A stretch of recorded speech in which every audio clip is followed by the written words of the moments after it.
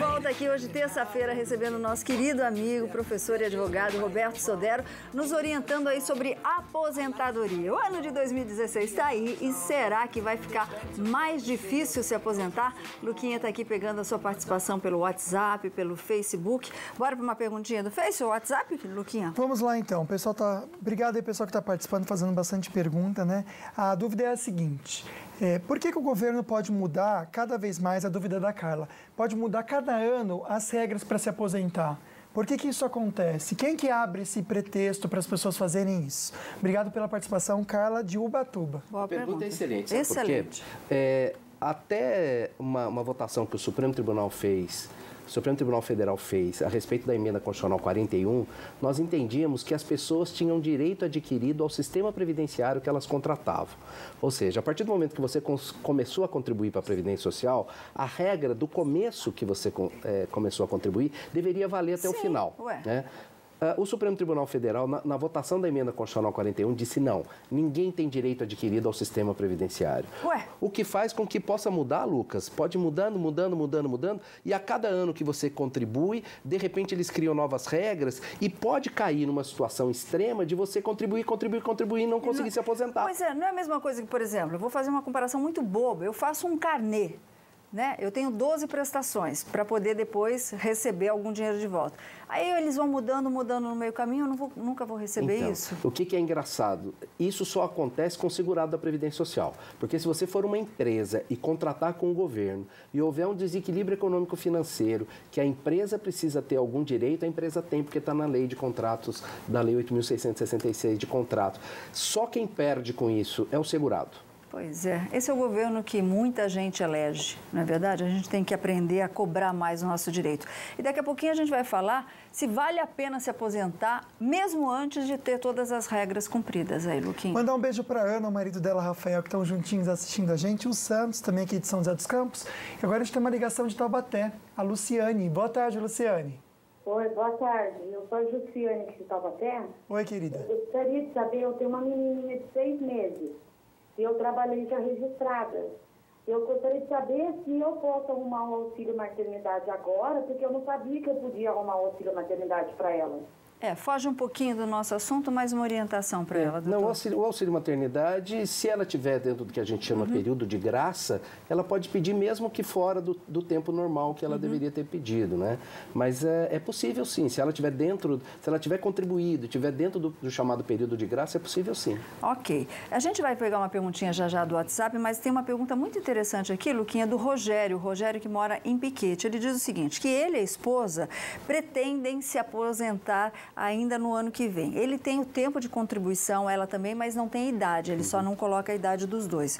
E ele pergunta o seguinte, vale a pena eu me aposentar, mesmo não ter cumprido a regra 85-95, ou seja, tempo e idade para os dois, para depois eu rever o valor que eu vou receber de aposentadoria? Então, Sol, dependendo da idade que ele tem, talvez valha a pena sim, porque embora ele aposente sem estar na regra 85-95, e essa regra é interessante porque com essa soma, não entra o fator previdenciário, que é um redutor que tem.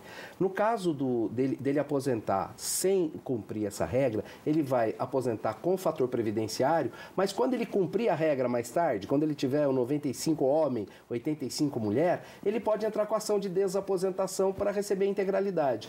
Então, eu acho que dependendo da idade que ele tem, eu acho que valeria a pena. Se eu tivesse no lugar dele, eu faria isso. Então, querido, se você tiver uma idade aí mais ou menos chegando pertinho aí dos 65 anos, vale a pena, né, Luquinha? Por falar em idade, eu estou com 2 perguntas aqui. Fazer primeiro da nossa querida. Ela diz que tem 30 anos e 10 meses de contribuição.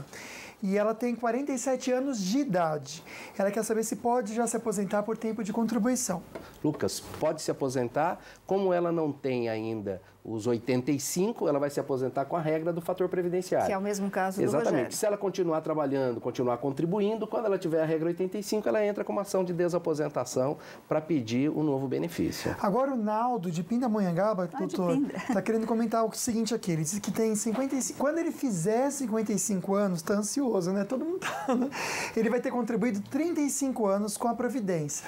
Ele quer saber se, contribuindo esse tempo aí com a Previdência, ele já vai ter idade para se aposentar ou não. Então, se ele tiver 35 anos, independentemente da idade que ele tem o direito de se aposentar. 35 de contribuição. De contribuição. Se tiver 35 anos de contribuição. A idade dele vai ser o fator para ver se ele tem a regra 95 ou se ele não tem a regra 95. E aí ele deve avaliar se é bom ele se aposentar. Na maioria das vezes, Solange, Lucas, é bom aposentar e depois buscar a discussão quando tiver a regra fazendo a desaposentação. Porque senão chegou ano que vem vai mudar tudo, aí você perde seu direito. Só para a gente deixar bem clarinho, antes a gente conferir aí esse caso cabeludo do Você Quer Justiça, 85, 95 é o tempo da mulher, 85, e o tempo do homem, né, professor? A mulher precisa ter no mínimo 30 anos de contribuição e somar a idade dela dá 85.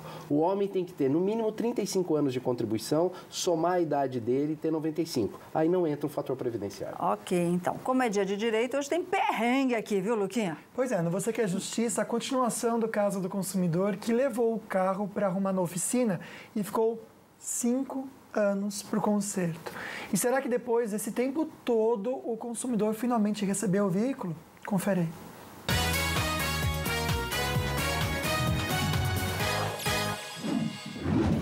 Boa tarde, Solange, boa tarde, Lucas, e boa tarde especial a você, nosso amigo, que sempre nos acompanha na tela da Band. Hoje nós estamos aqui com o seu João, viemos ao seu Cornélio, funileiro aqui de Jacareí, que não entrega o carro, está com o carro dele há 5 anos, né? Fica sempre extorquindo o seu João, pedindo dinheiro a mais, cada vez pedindo mais prazo e nunca entrega, e nós não iremos sair daqui hoje sem o carro do seu João. Sobe lá pra gente pegar o carro? E o pagamento? Que pagamento? O carro está há 5 anos pro senhor. Ele deve R$200 pro senhor que ele deve? 1.400. Tá bom, não tem problema. O senhor não vai entregar o carro pra ele? Não, viu? Não vai? Então tá bom. Vou chamar a polícia aqui, vai ficar pior pro senhor. Você tá com o carro dele há 5 anos, é apropriação indébita. Você tá enrolando ele, não importa. O carro dele há 5 anos, cara. Que o guincho vem buscar. Tá com o pneu murcho só. Ele não... Então, se conseguir o guincho, o pneu tá resolvido, ele vai tirar?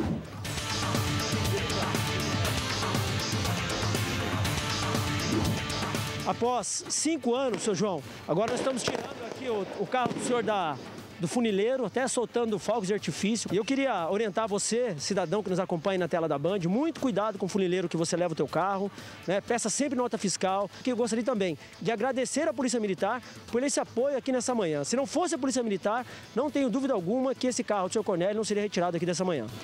E se você também quer justiça, peço que envie teu e-mail para cristiano@bandvale.com.br.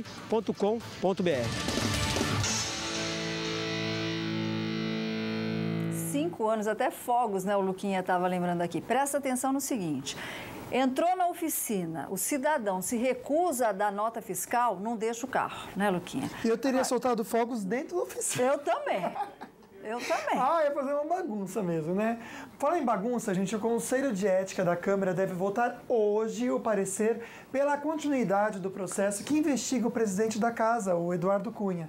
Ele é acusado de mentir em depoimento à CPI da Petrobras quando disse, em março, não possuir contas bancárias no exterior. Eu tenho certeza que eu não tenho.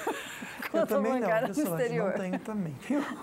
Minha continha está aqui no Brasil. Tadinha, viu? Tá feia demais, né? Bom, e começa hoje em todo o país a lei da meia entrada. Você confere no próximo bloco. E tem também o carinho do pessoal de casa já desejando pra gente Feliz Natal. Feliz Natal para todos e para a minha família também. Eu amo todos.